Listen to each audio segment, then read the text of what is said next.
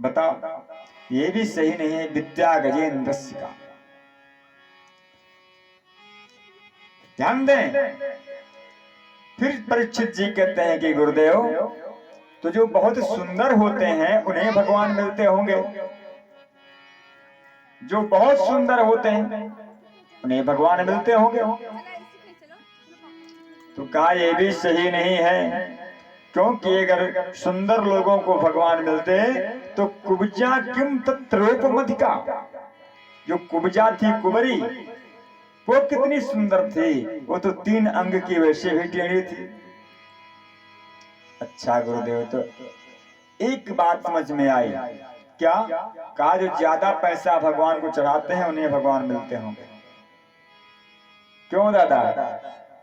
जो ज्यादा पैसा चढ़ाओ थे तो भगवान मिला था। सही बात है, ऐसी बात नहीं है। नहीं, सुखदेव जी कहते हैं कि और सच्चिदानंद भगवान की जय हो। श्री सुखदेव जी कहते हैं कि हे गुरुदेव, अगर भगवान जो सर्वांग सुंदर होते हैं उन्हें नहीं मिलते हैं, तो जो ज्यादा चढ़ावा करने वाले लोग होते हैं भगवान उनको मिलते होंगे। कहा किम तत् सुदामनो धनम, सुदामा कितना धन लेके गिरा, बताइए। अगर भगवान अधिक चढ़ावे पे रीझते तो सुदामा कितना धन ले गए थे? 3 मुट्ठी चावल वहां 3 घर गए, सियावर रामचंद्र की जय। लेकिन भगवान ने उन्हें इतना कुछ दे दिया कि जो किसी को नहीं मिला। तो गुरुदेव, अब मेरे समझ में नहीं आता कि भगवान जल्दी किसको मिलते हैं। तो कहा मैं बताऊं? हाँ,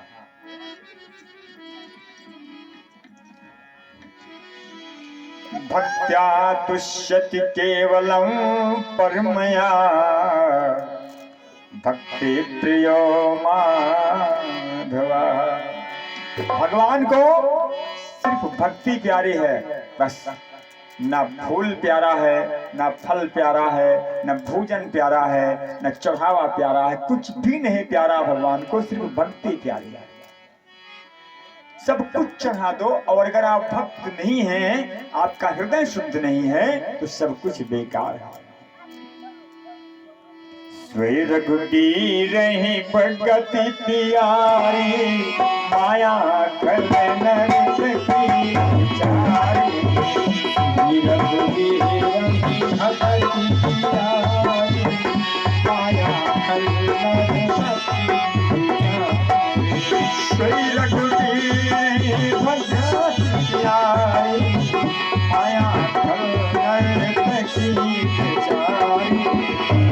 रघुबीर ही भगति प्यारी, माया खल नरक की चारी।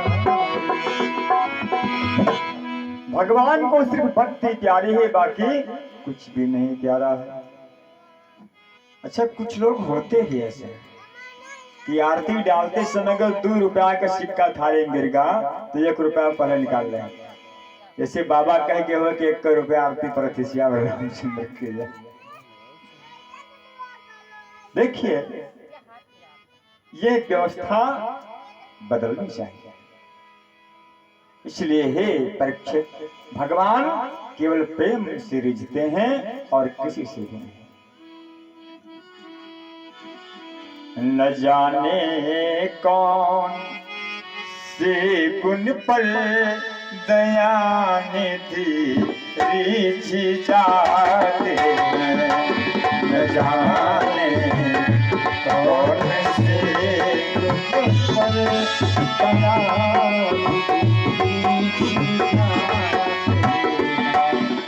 जाने कौन से गुण पर दया में रिझ जाते। न जाने कौन से गुण पर दया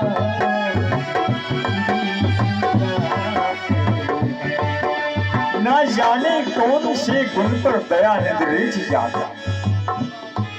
यही हरि भक्त कहते हैं, यही सद ग्रंथ गाते हैं।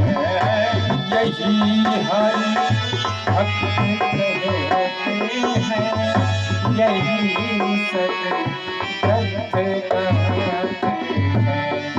न जाने कौन से गुण पर दया निद्रित जाते हैं। न जाने कौन से गुण पर दया निद्रित जाते हैं। न जाने कौन से गुण पर दया निद्रित जाते हैं।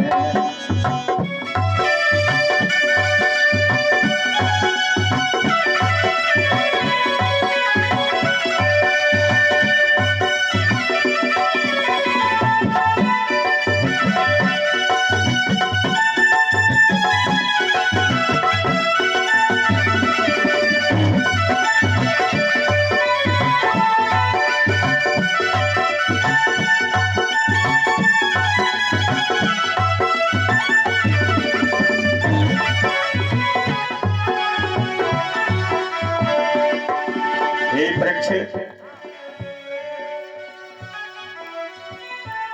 आपको मैं बताऊं कि जिस समय संसार में सिर्फ जल ही जल था, दुनिया में केवल जल के बजाय कुछ नहीं था। सूर्य चंद्रमा सितारे कुछ भी नहीं थे, ना सूरज था, ना चंद्रमा थे, ना सितारे। संसार पूरे ब्रह्मांड में अंधेरा ही अंधेरा था। जब कई युग बीत गए तो परम ब्रह्म के मन में आया कि अब मैं प्रकट हो जाऊं। भगवान के मन में आया कि अब मैं प्रकट हो जाऊं। तो नारायण ने अपने को प्रकट किया। कैसे प्रकट किया भगवान ने? देखो, जो प्रकृति में सिर्फ समुद्र ही था, जल के अलावा कुछ नहीं था। तो जल शब्द जो है संस्कृत के पर्यायवाची में जल को नार कहते हैं।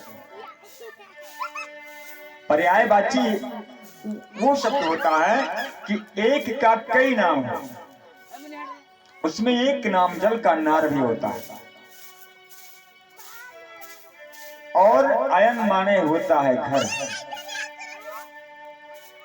जो जल को ही घर बना ले उन्हीं का नाम हुआ नारायण। बोल नारायण भगवान की जय हो। भगवान प्रकट हो गए।